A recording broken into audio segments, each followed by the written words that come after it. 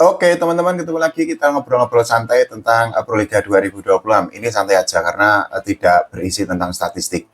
Jadi kita akan ngomongin tentang siapa tim yang bisa untuk mengalahkan Gresik Petrokimia di Final Four Proliga 2026, termasuk juga siapa tim yang bisa untuk menjegal atau menggagalkan peluang bagi Gresik Petrokimia menjadi juara Proliga 2026 ini.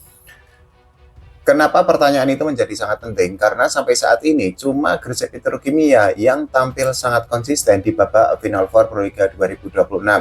Ketika tim-tim lain itu seolah masih berusaha menemukan peak performanya atau menemukan bentuk permainan terbaiknya, tapi di sisi lain ternyata Gresik Petrokimia tampil sangat solid, tampil sangat gacor. Dua pertandingan yang dijalani itu kan juga kita sama-sama tahu Petro itu berhasil menang dengan skor 3-0 ketika menghadapi Jakarta Popsi Wowoluan dan juga Jakarta Electric PLN. Sementara kita ketahui Jakarta Pertamina Enduro itu kan sempat kalah ketika menghadapi Jakarta Electric PLN. Jakarta Popsi Wowoluan itu malah morat-morit. Begitu juga Jakarta Electric PLN itu kan sampai saat ini itu juga masih belum menemukan bentuk performa terbaiknya di Final Four. Setidaknya ada beberapa hal yang bisa untuk menjadi pegangan atau landasan bagi Gresik Petrokimia untuk pertama kalinya menjadi juara Proliga. Nah, salah satunya itu kan kita bisa melihat bagaimana defense yang dimiliki oleh Gresik Petrokimia itu kan memang sangat oke. Sejak dilatih oleh Coach Lodi di Proliga tahun ini, kita bisa melihat bagaimana Gresik Petrokimia itu memiliki defense yang sangat baik. Bahkan defense dari Petro itu kan bisa saya sebut, boleh setuju boleh enggak lah ya, sebagai yang terbaik di Proliga tahun 2026 ini. Di komposisi misalnya di Libero itu kan juga komposisinya itu sangat bagus karena ada Yulis Indayani dan juga ada Nandita Ayu. Belum lagi middle blockernya itu ada Giovanni. Kemudian juga yang tidak kalah penting, peran dari Mediol Yoko itu kan sebagai salah satu outsider yang sangat oke ketika melakukan defense. Bolak-balik di beberapa pertandingan kita bisa melihat khususnya lah ya di dua pertandingan awal di Final Four Proliga 2026, defense yang dilakukan oleh para pemain Gresik Petrokimia itu kan memang sangat sulit ditembus atau sangat sulit dibongkar oleh hitter lawan. Nah, hal itu menjadi modal yang sangat baik karena ada istilah bagus, misalnya gini dari Sir Alex Ferguson, mantan pelatih Manchester United lah ya.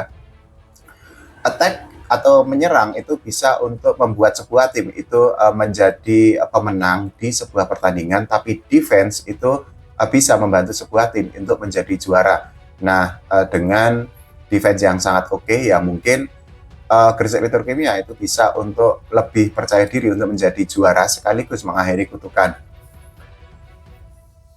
Faktor lain yang membuat Gresik Petrokimia itu sangat berpeluang besar untuk menjadi juara Proliga tahun 2026 itu adalah dari segi komposisi pemain.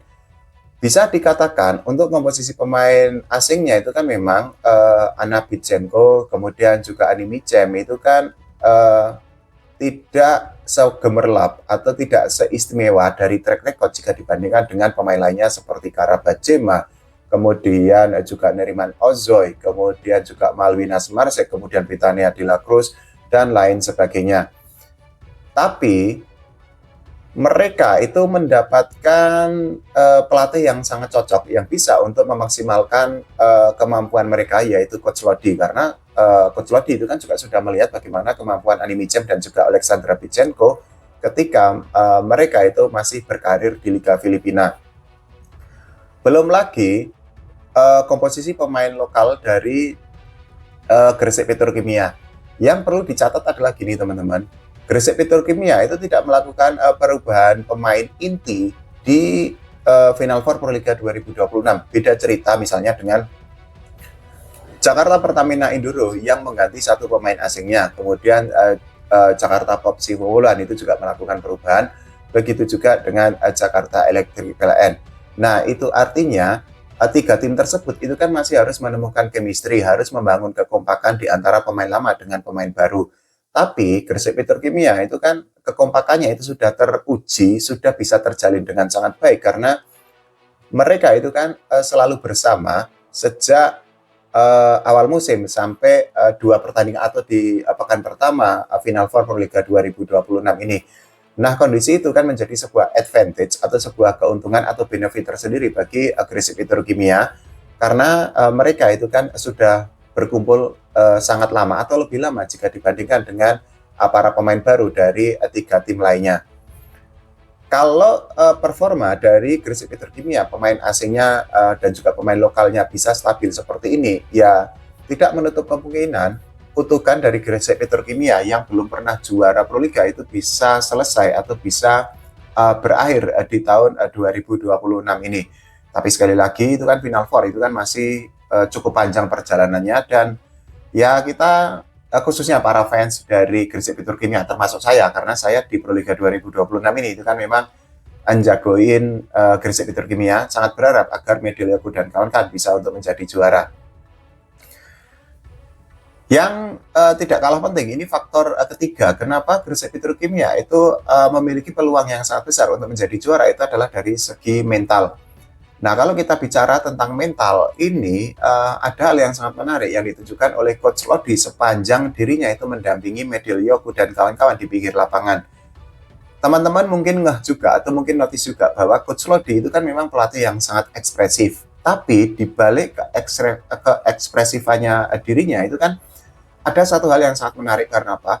Coach Lodi itu terus memberikan evaluasi kepada para pemain Gresik Petrokimia di di pinggir lapangan, termasuk ketika Gresik Petrokimia itu berhasil mendapatkan poin.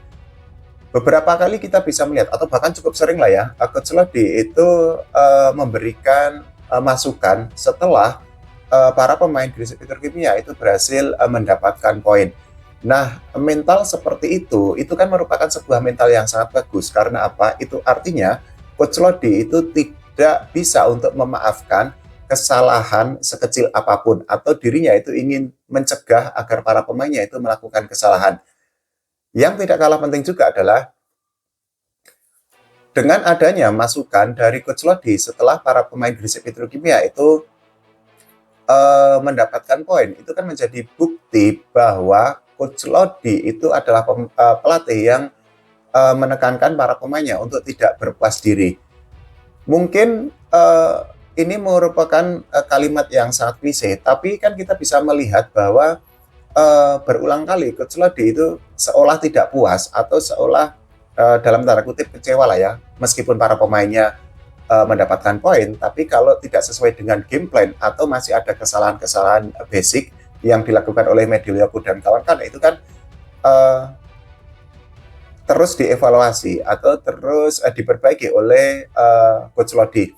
Nah, mental untuk terus memperbaiki penampilan, mental untuk mengevaluasi setiap kekalahan, mental untuk tidak berpuas diri atau tidak over proud atau tidak cepat puas dengan apa yang didapat, itu kan merupakan mental-mental yang sangat penting, terutama bagi sebuah tim untuk mendapatkan targetnya. Nah, kalau kita bicara tentang Final Four Proliga ya, targetnya itu adalah besok bisa lolos ke final dan juga akhirnya bablas atau melangkah menjadi juara Proliga.